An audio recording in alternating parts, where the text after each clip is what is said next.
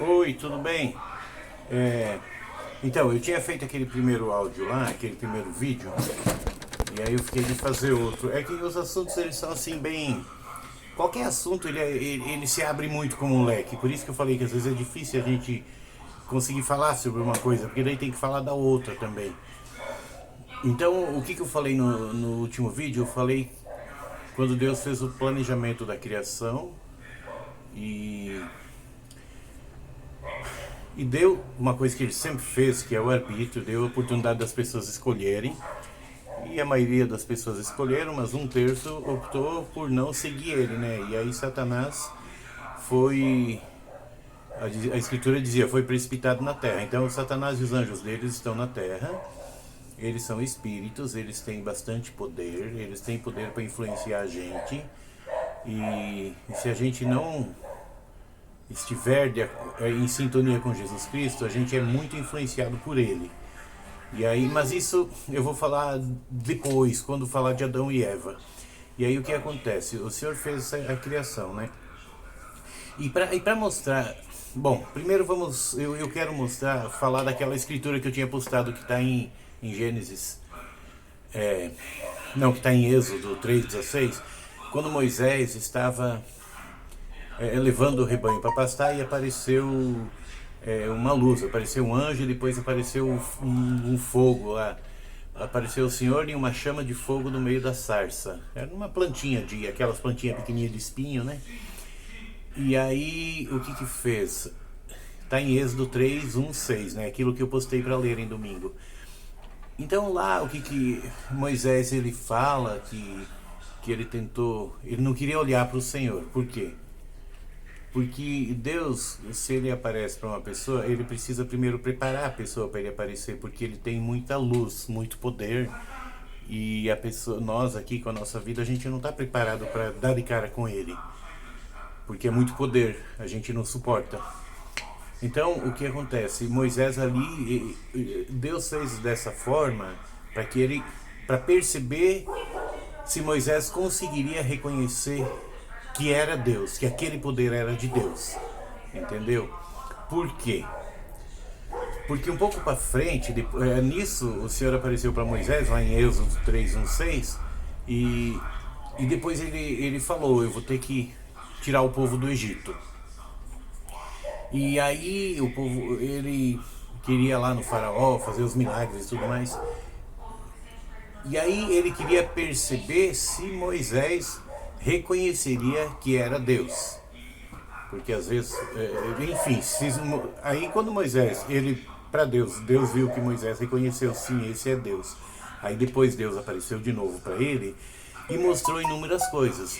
O que acontece? Eu falei que ia dizer como que o inimigo trabalha, como que Satanás trabalha sutilmente pelas coisas. Talvez esse vídeo vai demorar um pouquinho mais de 7 minutos. É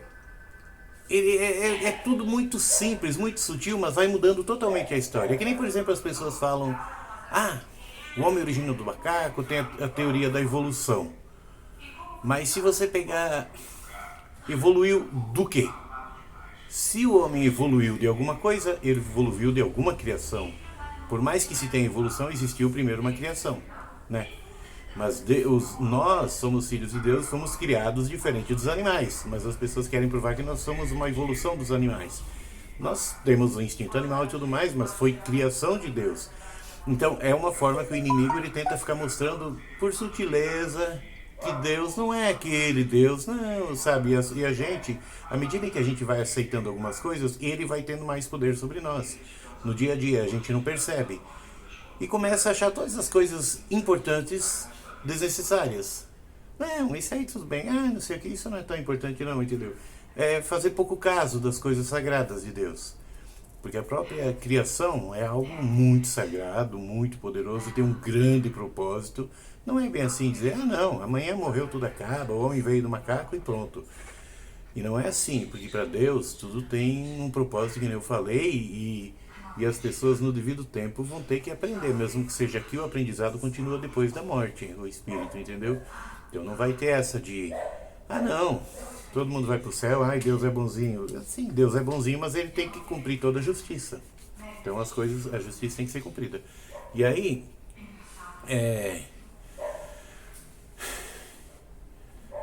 E aí nessa ocasião, Moisés, quando ele, quando ele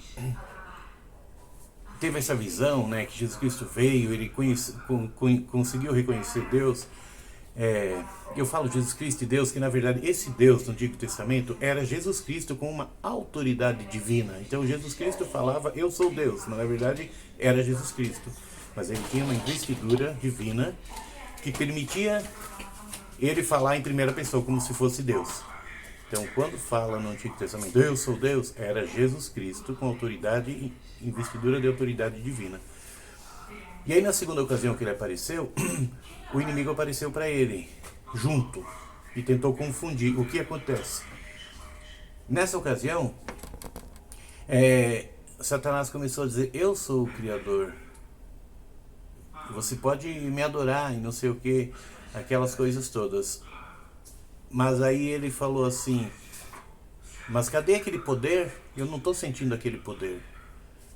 Entendeu? Então tá aí a importância de primeiro você conseguir reconhecer o poder de Deus, para você conseguir diferenciar se você está sendo influenciado pelo poder de Deus ou não aqui na Terra. Se você não conseguir reconhecer o poder de Deus em algo, vai ser difícil você conseguir fazer a vontade dele. Eu estou falando você, todos nós, né? Vai ser difícil conseguir. Por quê? Por causa disso. Por causa desse poder que a gente não consegue reconhecer. Só que essas escrituras, Satanás ele sempre trabalhou bem. E Deus permite que faça coisa errada, porque o povo merece. As escrituras que mais mostram na criação como é Deus, quem somos nós no meio de tudo isso, e o que Satanás faz, são escrituras que foram retiradas ao longo dos anos. Uma tradução, outra tradução, e se perdeu. E o inimigo vai trabalhando no meio disso. Uma prova disso, eu até estava pensando, por exemplo, olha hoje, se nós fôssemos existir por mais 200 anos, por exemplo, como seria a história daqui 200 anos sobre nossos dias de hoje? Eu vou dar um exemplo, não quero falar de política não. As pessoas falam que é obrigatório a gente tomar vacina. Aí tem gente que fica revoltado, porque fala, não pode ser obrigado. Se a vacina é boa, você toma e se previne. Eu não quero.